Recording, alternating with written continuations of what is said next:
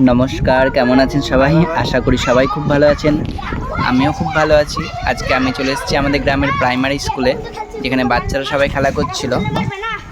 জানেন, এই স্কুলেই আমরা ছোটোবেলায় খেলা করতাম ঠিক এইভাবেই। তাই নিজের কথাটা মনে পড়ে গেলো, ছোটোবেলার কথা।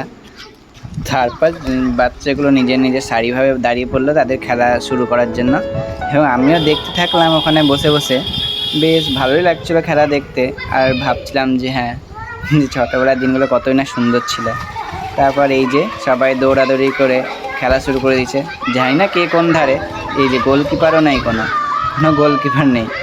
তারপরে এই যে গোল দিয়ে দিল এবং বাচ্চারা আবার দৌড়াতে শুরু করলো। জলে বেশ ভালোই লাগছিল খেলতে ওদের হয়তো।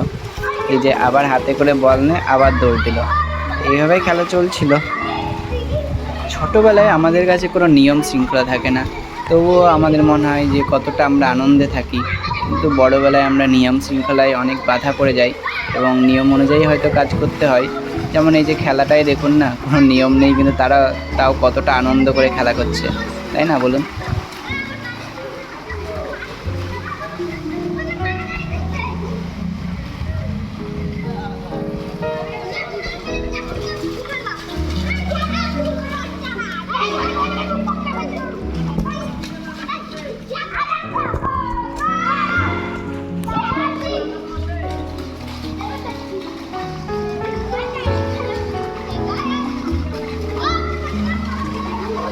ঠিক আছে, তবে ওরা খেলুক ওদের মতন, আমিও আজ বাড়ি যাই।